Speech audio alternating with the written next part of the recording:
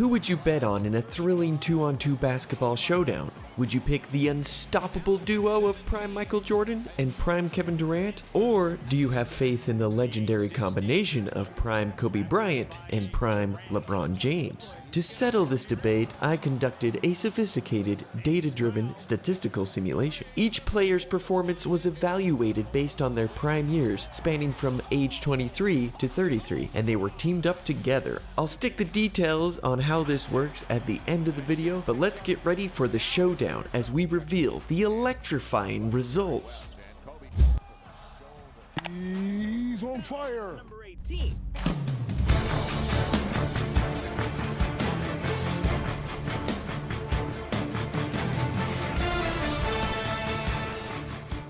Kobe Bryant played great in this series, averaging 27.2 points per game, grabbing 7.5 rebounds, dishing out 6.1 assists, stealing the ball 1.3 times, and having 0.2 blocks and 1.0 turnovers. He would shoot about 17 two-pointers per game, and he made 48% of them. He also would shoot 4 three-pointers per game, and he shot 33% from 3, making 1.4 per game. From the free throw line, he was solid, shooting 83%, knocking down 7 out of about 8.5 free throw attempts per game. He would grab 1.7 offensive rebounds, 5.8 defensive rebounds, and commit 5.7 personal fouls per game. No doubt Kobe Bryant was stellar in this 2-on-2 matchup.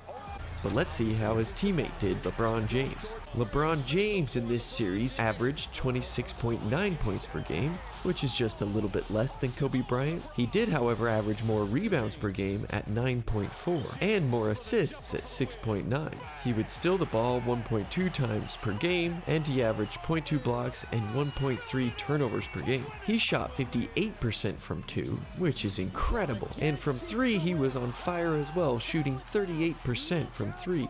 From the free throw line, he shot 77%, and he would grab 1.4 offensive rebounds, 7.9 defensive rebounds, and he committed 4.1 fouls per game. Okay, over to the other team, we have Michael Jordan, who averaged 31.3 points per game. He would grab 8.7 total rebounds per game, dish out 7.5 assists per game, steal the ball 1.9 times per game, and he averaged 0.4 blocks per game and 1.1 turnovers. He would shoot 53% from 2, taking 21 per game. And he shot 39% from 3, which is astonishing, though he would only attempt 1.6 per game. He was also solid from the line, just like Kobe Bryant, shooting 84% from the free throw line and getting to the line to take about 9 attempts per game. He averaged 2.1 offensive rebounds, 6.6 defensive rebounds, and he committed a lot of fouls at 5.7 per game.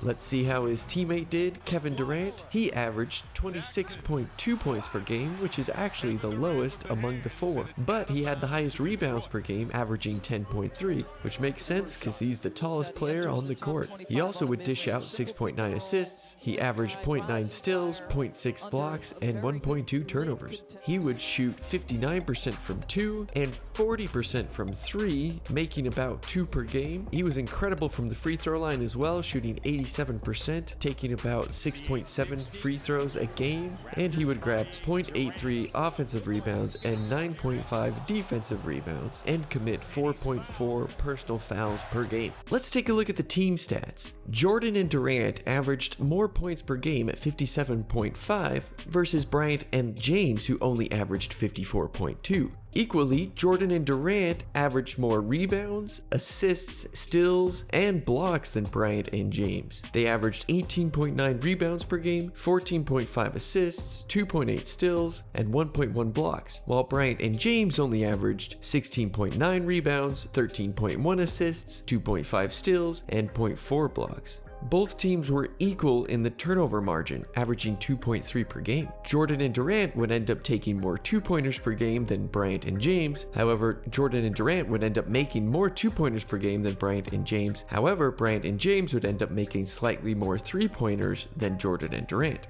at 2.9 versus 2.6. Both teams made close to the same amount of free throws per game. Jordan and Durant averaged 13.1, while Bryant and James averaged 12.9. Bryant and James were slightly better at offensive rebounds, grabbing 3.1 per game versus 2.9 for Jordan and Durant, but Jordan and Durant were much better at defensive rebounds, grabbing on average 16.0, while Bryant and James only grabbed 13.8. Both teams tended to foul a lot in these games, with Jordan and Durant averaging 10.1 per game and Bryant and James averaging 9.8 per game.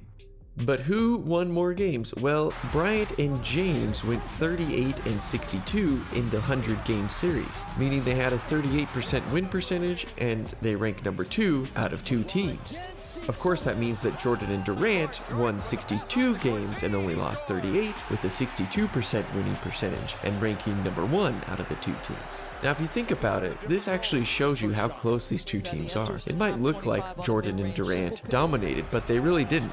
This is the equivalent of saying that if they played 10 games, Jordan and Durant would win 6, and Bryant and James would win 4, which means that they're just about 1 game different from each other, which is quite fascinating and interesting. It goes to show you how tight these 2 teams were, but it turns out that Kevin Durant's height and Michael Jordan's scoring prowess gave them the edge, and they were able to beat Kobe Bryant and LeBron James in the simulation. But what do you think? Did the data-driven model get this correct? Let me know in the comments below.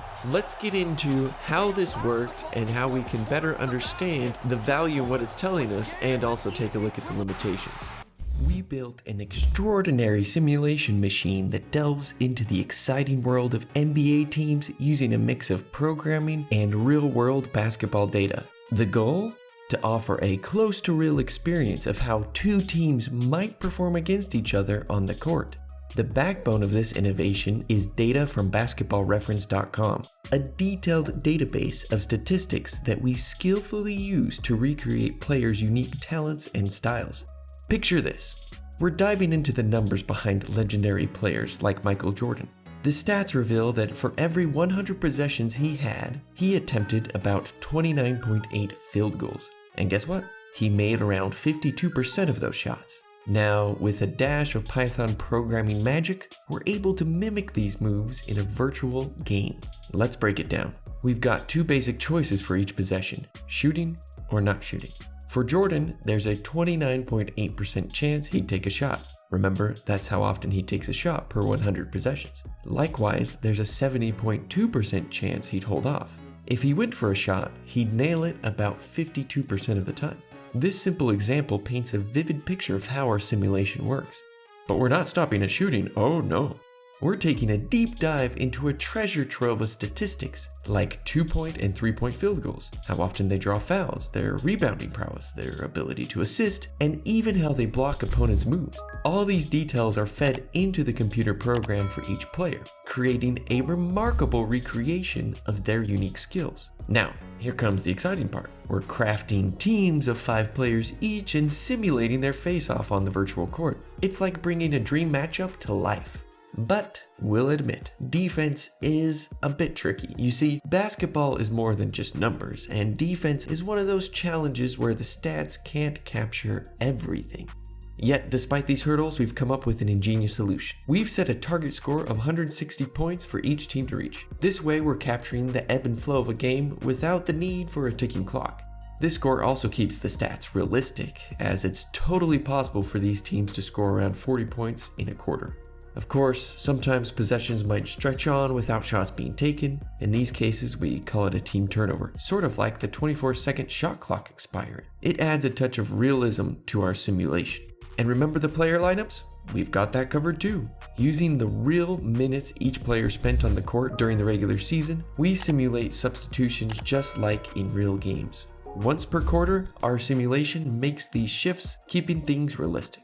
Now, we're not claiming perfection. There are complexities in basketball that stats alone can't capture, but trust us, after countless hours of work and careful consideration of every aspect of the game, we firmly believe this simulation is as close as it gets to comparing 2 teams in the best and most authentic way possible. I hope you enjoyed this video about a 2-on-2 simulation. If you'd like to see more, let me know which matchups you would like to see in the comments below. And if you have any questions about how this works, I'd also love to answer them in the comments below as well. Until next time, this is Informathletics, the fusion of technology and sports. Just tell me that I can. say anything negative, cause I just wanna hear it out your mouth, yeah.